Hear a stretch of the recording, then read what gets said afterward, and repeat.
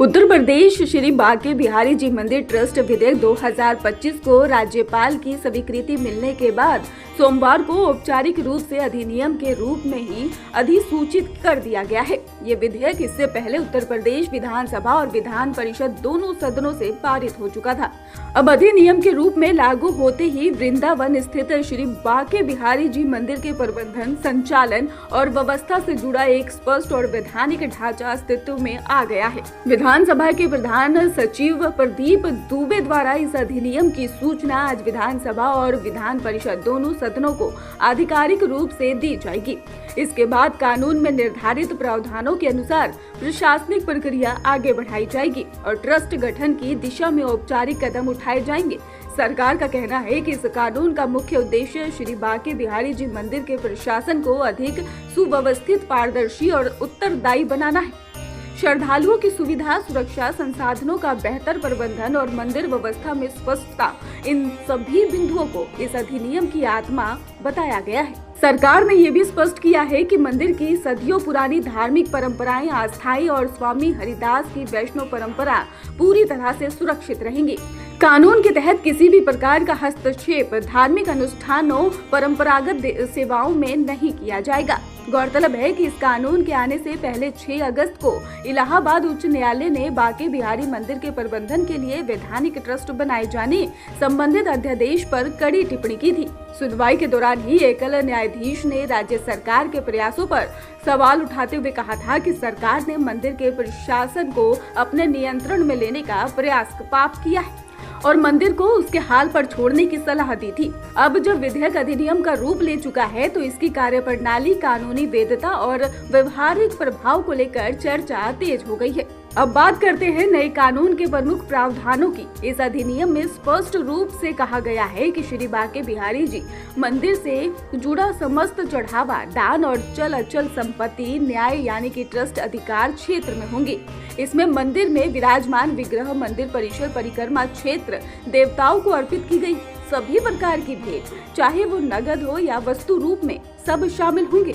पूजा पाठ, उत्सव, धार्मिक अनुष्ठानों के लिए दी गई संपत्ति, डाक या फिर तार के माध्यम से भेजे गए बैंक ड्राफ्ट और चेक भी मंदिर की संपत्ति माने जाएंगे। इसके अलावा आभूषण, अनुदान, सहयोग राशि और हुंडी से प्राप्त धन और मंदिर से संबंधित अन्य सभी संसाधन ट्रस्ट के अधीन होंगे। राज्य सरकार का कहना है कि न्याय का गठन स्वामी हरिदास की परंपरा को आगे बढ़ाने के उद्देश्य से किया गया है।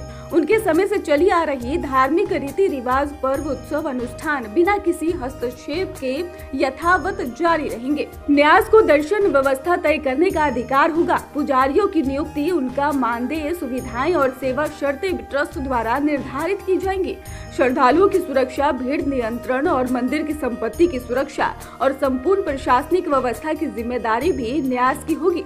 न्यास के गठन के बाद मंदिर परिसर में श्रद्धालुओं के लिए अंतर्राष्ट्रीय स्तर की सुविधाएं विकसित करने की योजना बनाई गई है। इसमें प्रसाद वितरण की बेहतर व्यवस्था, वरिष्ठ नागरिकों और दिव्यांगों के लिए अलग दर्शन मार्ग, स्वच्छ पेयजल, बैठने की पर्याप्त व्यवस्था, प्रवेश और कतार प्रबंधन के लिए आधुनिक कियोस्क शामिल है।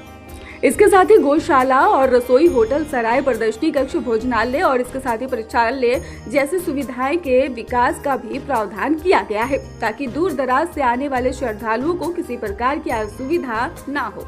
अब बात करते हैं न्यास की संरचना की। इस ट्रस्ट में 18 सदस्य होंगे। इनमें 11 मनोनीत और 7 पदेन सदस्य शामिल रहेंगे।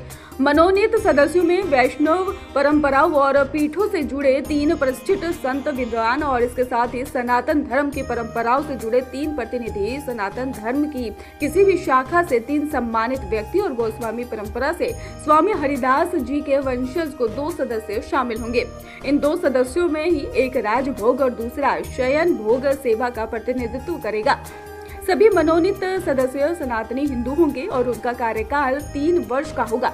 पदेन सदस्यों में मथुरा के जिला अधिकारी, वरिष्ठ पुलिस अधीक्षक, नगर निगम आयुक्त, उत्तर प्रदेश ब्रिज तीर्थ क्षेत्र विकास परिषद के मुख्य कार्यकारी अधिकारी और बांके बिहारी मंदिर ट्रस्ट के सीईओ और राज्य सरकार द्वारा नामित एक प्रतिनिधि शामिल होंगे।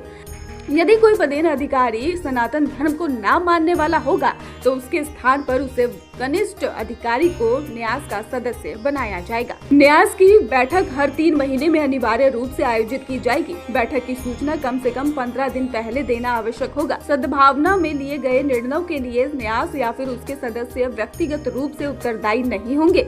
न्यास को 20 लाख रुपए तक की चल या फिर अचल संपत्ति स्वीकृत करने का अधिकार होगा। इससे अधिक राशि के मामलों में ही राज्य सरकार की अनुमति आवश्यक होगी। न्यास का मुख्य कार्यपालक अधिकारी एडीएम स्तर पर अधिकारी होगा। कुल मिलाकर श्री बांके बिहारी जी मंदिर ट्रस्ट अधिनियम 2025 मंदिर प्रशासन में एक बड़े बदलाव की नींव रखता है। सरकार इसे श्रद्धालुओं की सुविधा और पारदर्शी से जोड़कर देख रही है, तो वहीं पर इसके कानूनी, धार्मिक और सामाजिक प्रभाव को लेकर चर्चाएं लगातार जारी हैं।